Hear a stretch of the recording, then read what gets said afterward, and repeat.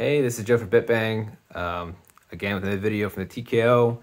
This video is just one of many videos about the features and the functions about the TKO. It's gonna be a whole playlist on YouTube. You're probably maybe farther down the playlist by now, or you just kind of came in through a link or a Twitter post. But this video in particular is gonna be showing or explaining rather the Magician's SOCD and the Antagonist, I guess, modifier kind of SOCD function. If you're not familiar with the other products, I'll explain them. But it has those functionalities built into this board. And I'm also going to go over the Odin port and the LED port, as well as the heartbeat LED on the board, along with the button input LED on this board. So if you look here, I have this stick that's not connected to the app. Okay, it's this board right here. It's just easier to see. And when you press any action button, that means left, right, up, down, the P's, the K's, that is going ahead and trigger this LED. You're not going to see it when it's installed, but when you're testing between the test app and the LED, or not some Bluetooth, it's blue, you can see things happening. So if you press, like, let's say right, left, down and up, you can see how quick it's animating. You can also see it on Gamepad Tester, but if you wanted to see like just one press, and that's just a very quick and dirty way to tell you that, yeah, the TKO definitely sees something. Whether it's mapped correctly, you've got to see either in your computer or your app. The Odin is pretty easy to use. They did a great job. Leadership and Merzon did an awesome job, actually, with this product. It's really robust. I highly suggest using this product if you don't have anything like this or you want to use something like this. It's very easy to install, very easy to use. So with that being said, they do have internal LEDs in here. They're not RGB controlled, but they're static, right? You can order your own color from them. This has a port for that. So if you look on the TKO, there's a 2-button port here. You plug into your Odin, it'll light it up, right? Power it up.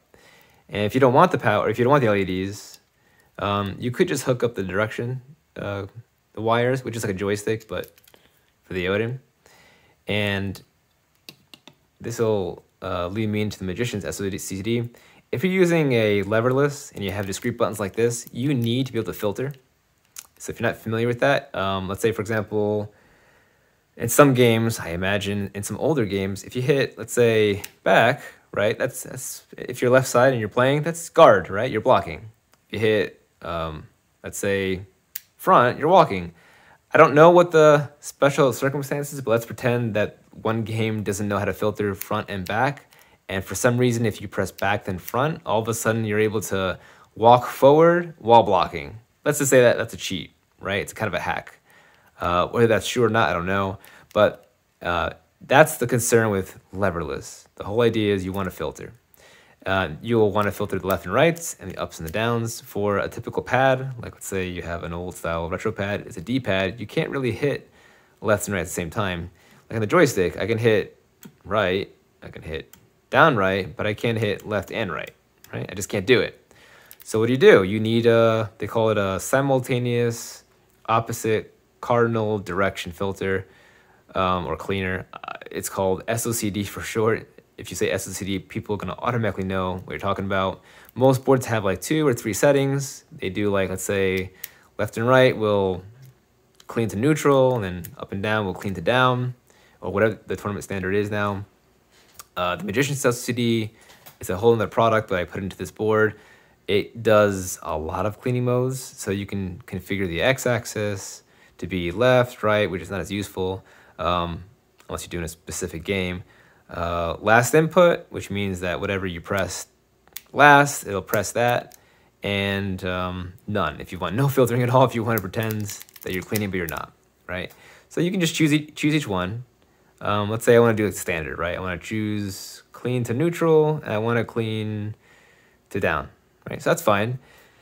And that's with your first profile. If you want to have a different profile, let's say you just wanted to do something else. So you go to profile 2, right? It remembers the profiles too on power up too, as well, I should say. So now you see I went to neutral, neutral. Let's say I want this both X and Y to be last input, meaning if I hit up, then down, it'll go down. If I hit down, then up, it'll go up. And same thing for the x-axis. So now you can go back and forth. You can go to this profile, just keep keep your phone and the app on, right? It'll load it up, and then your TKO will filter accordingly, or you go to the other profile and it'll filter accordingly. And this is all explained in the info button if you ever wanted to see more. That there's also a mode called custom, which is, there was a problem about 1.5 years ago. There was a competitive Tetris player, and he wanted something strange. He wanted something where if you press these 3 buttons, it would filter in a certain circular motion that I couldn't wrap my head around, but he wanted it.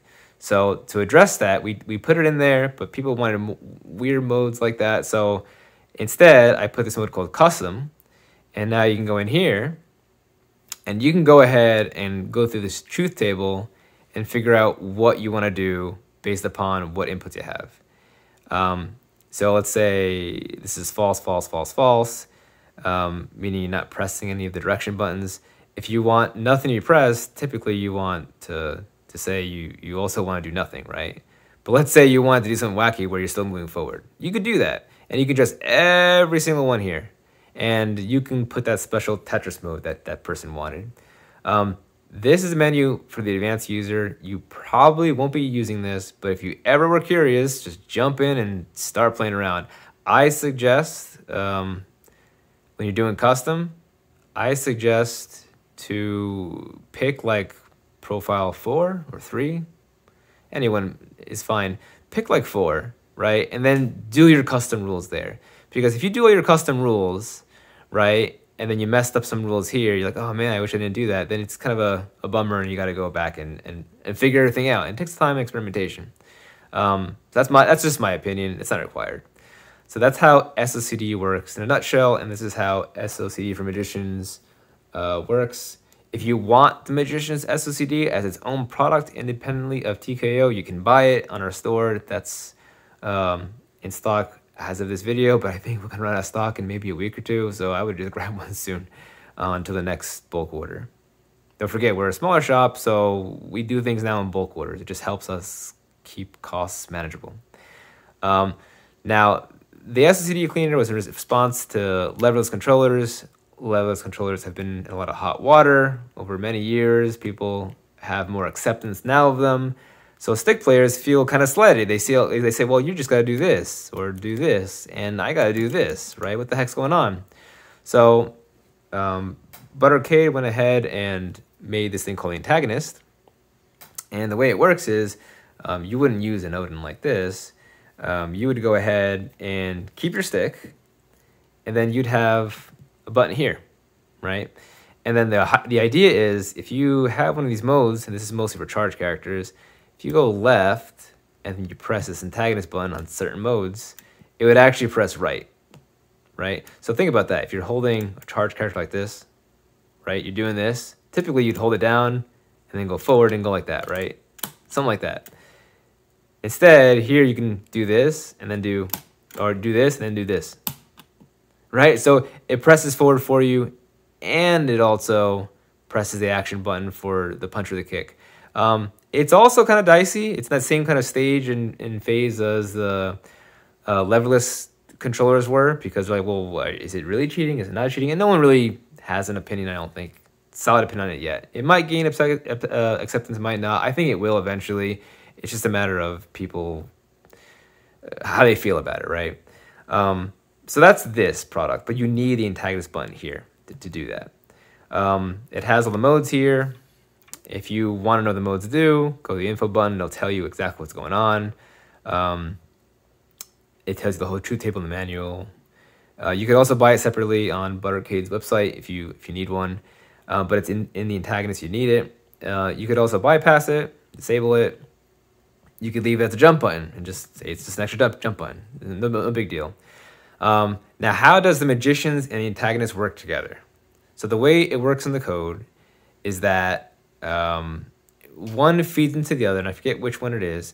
Either the Antagonist, the buttons come in raw, and they get filtered with Antagonist rules, and then it goes into Magician rules or vice versa, and then it goes to your PC or console and does what it has to do. Now, it doesn't really matter what happens, because when you have just a stick, I mean, you're not pressing left or right, and you don't have an antagonist button. So if they were both on, nothing happens. If you have the leverless controller with just buttons, right? You don't have an antagonist button, nothing happens, right? Vice versa, if you have just the antagonist button, but it's a stick, again, nothing happens because only one or the other is valid. Now it gets weird if you have leverless and you have an antagonist button. I haven't seen that yet. I don't suggest it because it's kind of going against the philosophy of which team you're playing for, so to speak. If you do that, I have no idea what's going to happen right now. I haven't evaluated it, so just don't do it. If you want to experiment, hey, by all means, go for it. It won't break anything. But that's how it works. It just, raw buttons come in, the rules get applied one set at a time, and then gets sent off to the PC or the console that you're emulating as. Again, you could disable them, but again, the lag is so minimal, you're really just not going to feel it at all. And to close up the video, where you would wire for direction, right? It's going to be the terminal block or the twin pin header. For if you want the convenience of an Odin, it's got its own dedicated port here for it. The antagonist button is a little different. There is no port for it, but I included it in, it's right here. It's hard to see, but it's called AT. Let's see, right there, right? AT. And AT stands for antagonist button. Just wire it up there, wire it to a ground, put it to a button, stick it wherever you want. Usually people put it right here. That way you can do like, things like this. And you're good to go.